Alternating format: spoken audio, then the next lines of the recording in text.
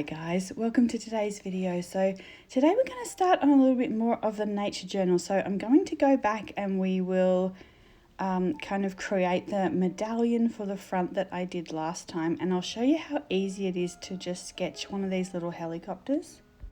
And I'll kind of show you my process for going through and trying out a few different supplies and see what will, to kind of see what will work for me through the nature journal.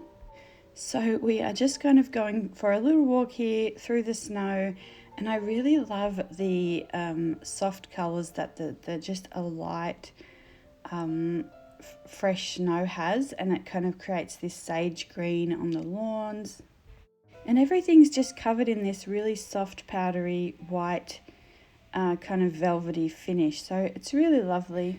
So even in winter, there's a lot to sketch outside, and I know that a lot of you are here for the watercolor, and I just think this is a really nice way to start incorporating a little bit more sketching, into your sketchbooks or into your journals.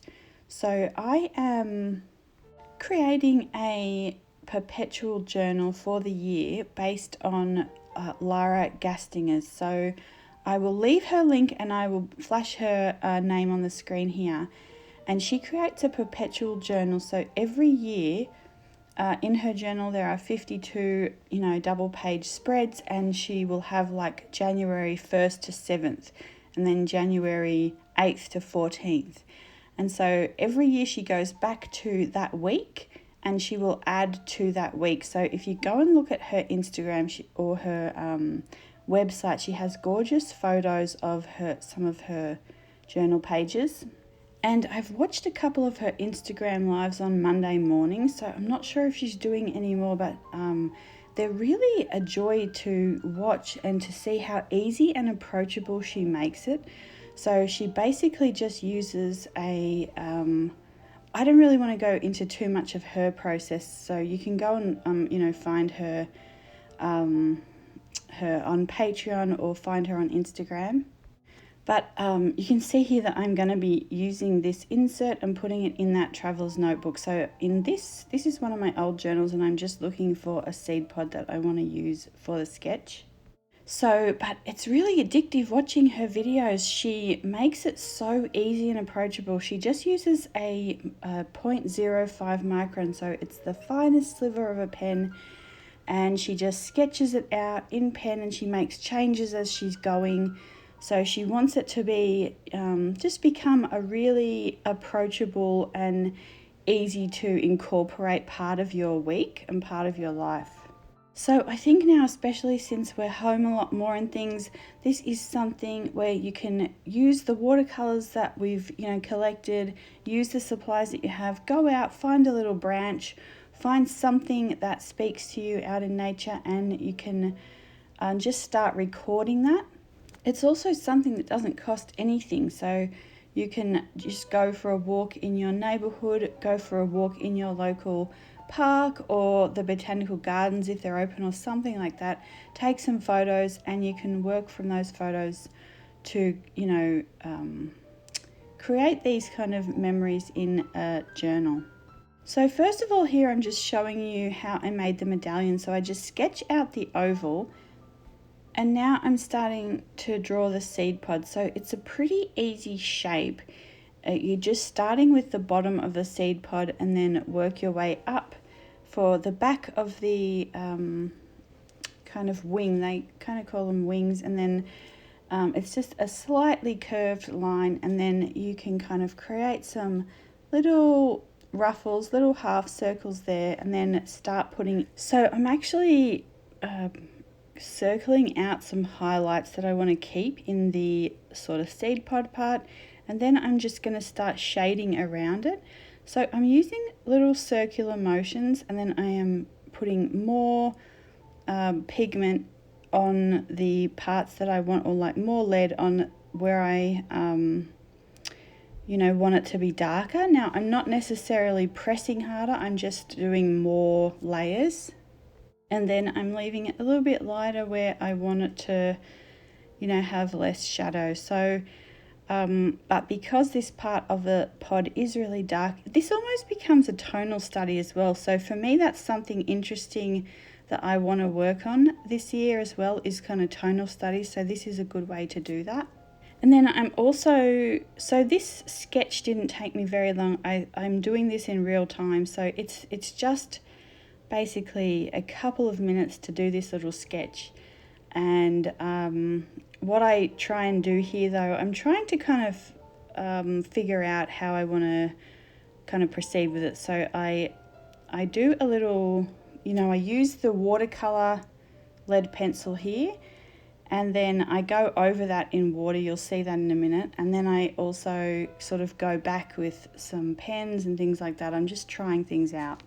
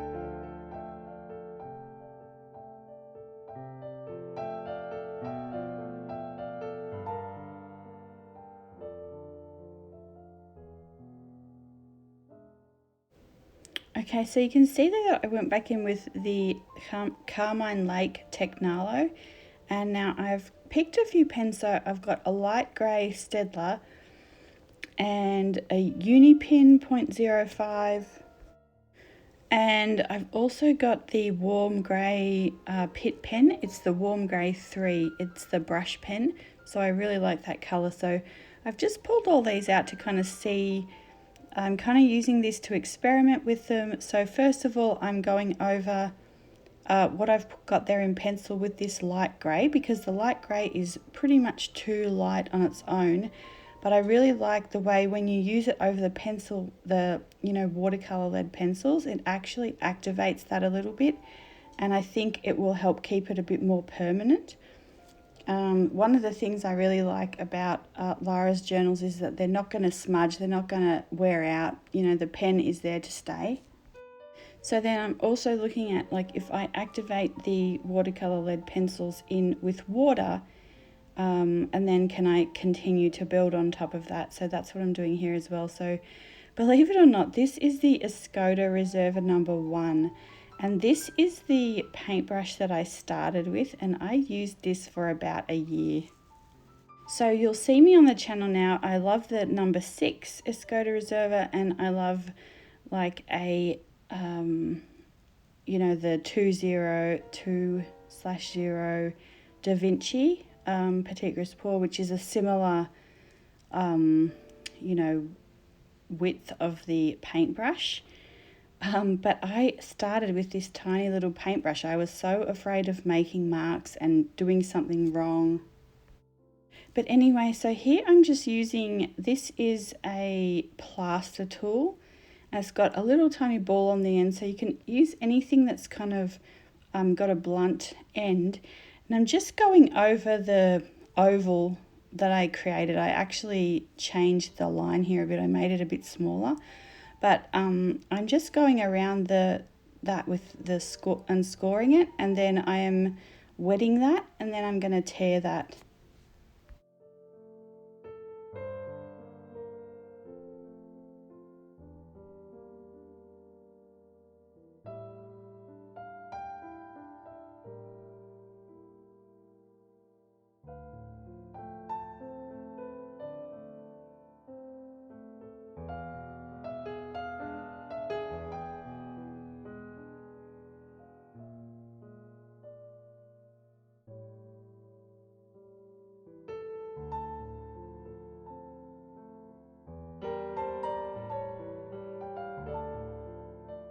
So you can see that I'm not foiling this one. So if you want to learn how to foil it, just go back and watch the other video.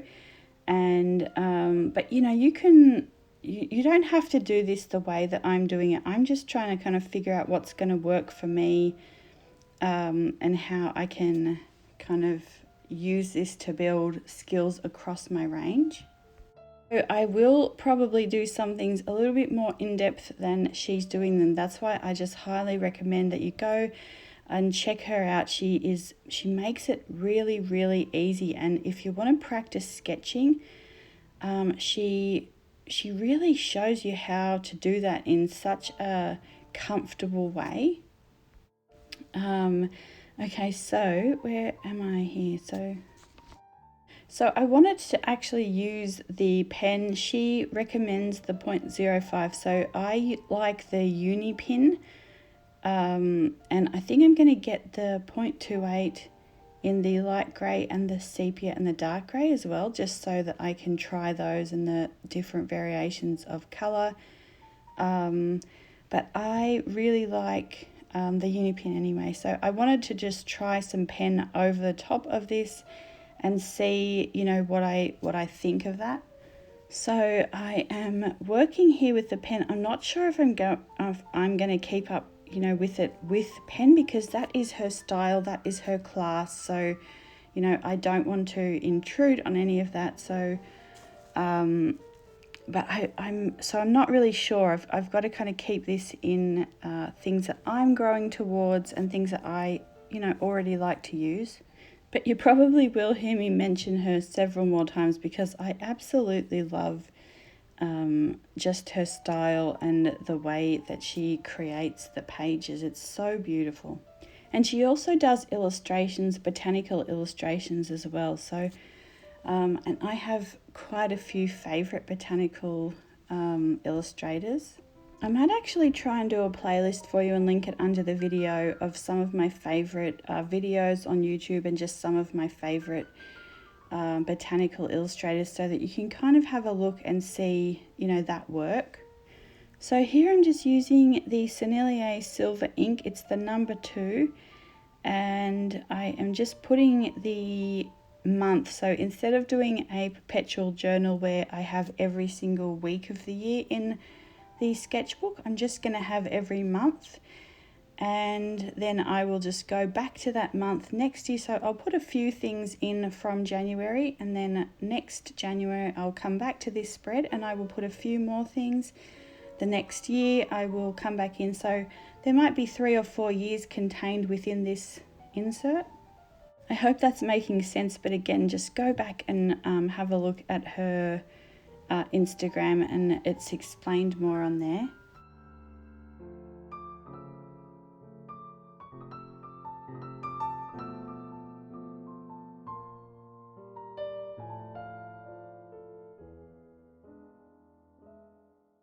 So I already have a couple of things that I have already put in here, because everything's sort of very wintry outside and a lot of the trees have lost their leaves. On our front lamppost, there's actually some moss growing. So in the next video, I will show you the moss covered in snow growing on this stone in the middle of winter, and I just find it really fascinating. So I have actually done a little sketch of that already in here, and I want to actually draw a leaf that I found the other day as well on a walk. And of course, you're welcome to sketch along. I love it when you take a still shot from the videos and sketch that and pop that over on hashtag #HerBillowingHeartPaints. And I know, like, I believe it was Carolyn did some beautiful leaves from some still shots as well in one of the old videos. So I'm going to leave you with, we've had a blizzard, we've been in a blizzard for a few days, and then I'm going to pop in some images of some roses here from our last house. This is where we lived a little bit further upstate, and this is where all the footage comes from the end of the videos over the valley. So I loved our roses. You can get these roses at Heirloom Roses. So my favourite one was this one. This is Eglantyne, and then also Heritage I really loved as well. And so for $30 you can just get a little pot of roses delivered to your door. So they've cut all the stems and the leaves off for transport, and then you plant them, and within, you know, that first summer you do start getting a few little blooms and plants. It's really lovely. I've actually been watching a few videos this morning on cottage gardening, so I might pop those links in as well. Anyway, I will see you in the next video. Bye guys.